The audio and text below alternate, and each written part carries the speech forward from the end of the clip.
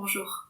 Nous allons vous présenter la maïeusthésie, qui est à la fois une certaine approche novatrice de la communication et également une psychothérapie. Dans cette vidéo, c'est le volet communication que nous allons vous présenter.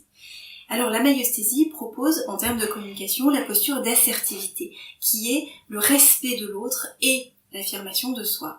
Ce n'est pas un compromis entre les deux, mais bien un état optimal dans lequel l'autre est pleinement et entièrement respecté et dans lequel également je m'affirme pleinement et entièrement. Alors comment arriver à cet état optimal et subtil ? Eh bien, la maïeusthésie pour cela distingue deux types d'échanges. La relation d'un côté et la communication. Et vous allez voir que elle le présente sous des angles différents des angles habituels.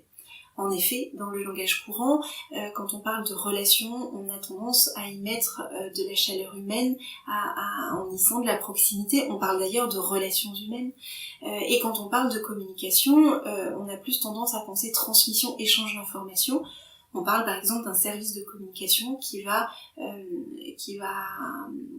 mettre en musique des informations, les structurer et les transmettre à des utilisateurs, à des destinataires.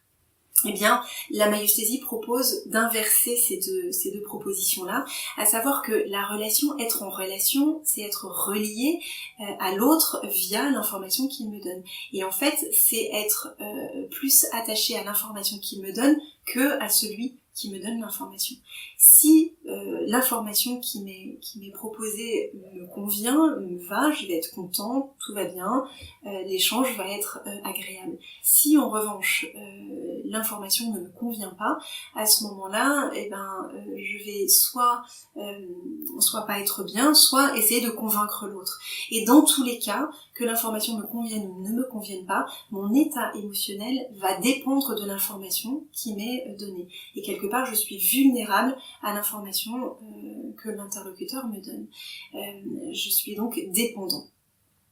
Et ceci parce que l'information compte plus à mes yeux que l'interlocuteur. Ça, c'est la relation. La communication, telle que la propose la maïeusthésie, je vais porter plus d'attention à mon interlocuteur qu'à l'information qu'il me donne. Et je vais accueillir ce qu'il me dit avec la conscience que si c'est cela qu'il pense, si tel est son propos, c'est que ça a un sens pour lui. Et ça ne dit rien de si je suis d'accord ou pas avec l'information qu'il me donne. Mais je vais pouvoir être en état d'ouverture à lui. Et du coup, ça laisse l'autre libre de dire ce qu'il veut dire et ça ne me rend plus dépendant. Mon état émotionnel ne dépend plus de l'information qu'il me donne. Ça, c'est une ouverture. Et finalement, c'est un état, c'est pas quelque chose qu'on fait, c'est un état, une posture intérieure d'ouverture à l'autre et cela permet de faire exister l'autre. Et ça lui permet du coup de donner des informations et de donner l'information qu'il veut sans que ça puisse avoir un impact sur moi.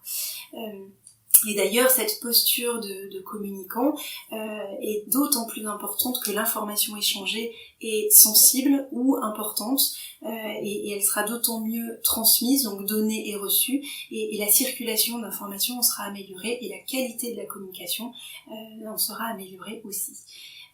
Voilà cette posture d'assertivité que propose la maïeusthésie. Alors pour aller plus loin, une fois que j'ai accueilli l'autre dans ce qui est pour lui, à ce moment-là je vais pouvoir lui proposer, si l'information ne me convient pas, je vais pouvoir lui proposer la mienne. Par exemple, alors si quelqu'un me dit quelque chose qui ne me convient pas dans la relation, je vais dire mais non c'est pas ça, je t'explique.